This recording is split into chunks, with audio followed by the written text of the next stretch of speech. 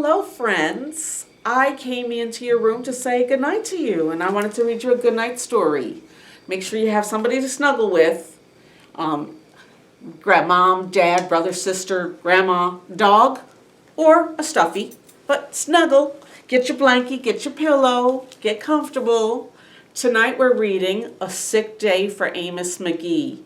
This book was written by Philip C. Stead, so if you want to check it out in the library, you would go to the Everybody section and look for the letter S. That's where you'll find it.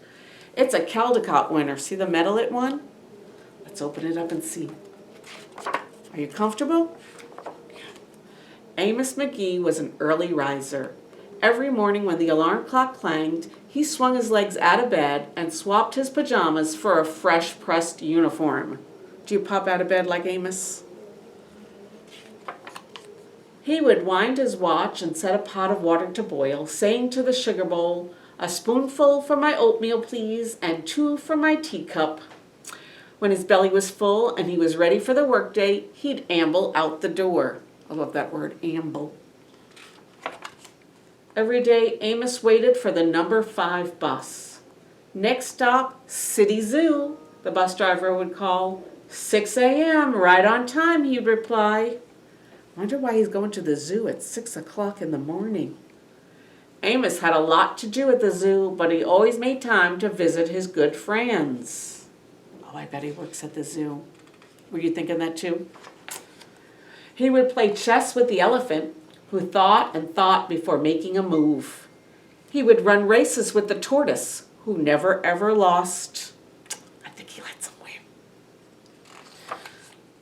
He would sit quietly with the penguin, who was very shy. Lend a handkerchief to the rhinoceros, who always had a runny nose. I hope he uses his sanitizer after that.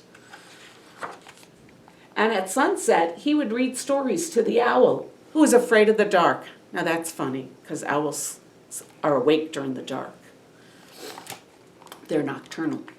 One day, Amos awoke with the sniffles and the sneezes and the chills. He swung his achy legs out of bed, curled them back again, and said, "Ugh, I don't think I'll be going to work today."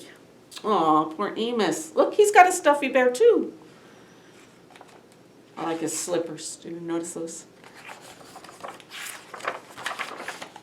Meanwhile, at the zoo, the animals waited for their friend. The elephant arranged his pawns and polished his castles.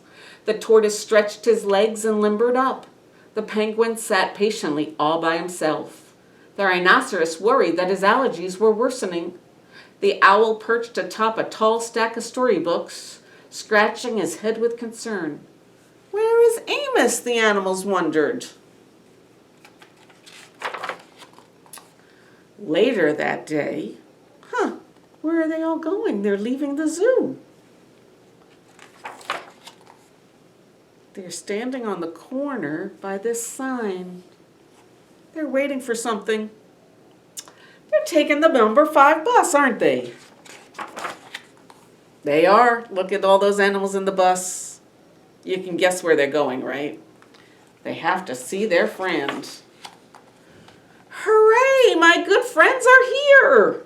Oh, and they even brought him a balloon to cheer him up. The elephant prepared a game of chess. Amos thought and thought about before he made his move. "I'm too tired to run races today," said Amos to the tortoise. "Let's play hide and seek instead." The tortoise hid inside his shell. Amos hid beneath the covers. If they're both hiding, who's seeking them? Amos yawned. I could use a nap. And so the penguin sat quietly, keeping Amos's feet warm. Achoo! Amos awoke with a sneeze, but the rhinoceros was ready with a handkerchief. "I'm beginning to feel much better, thank you," said Amos to his friends. He swung his legs out of bed. "Perhaps we'll share a pot of tea." Well, look at them all crowded around his table. Oh, the tortoise is playing waitress. He's bringing the dishes over. Amos wound his alarm clock. "It's getting late," he said. "After all, we have a morning bus to catch." So Amos said goodnight to the elephant, Good night, elephant. And good night to the tortoise. Good night, tortoise. And he said good night to the penguin. Good night, penguin. Good night to the rhinoceros. Good night, rhinoceros. And good night to the owl. Good night, owl.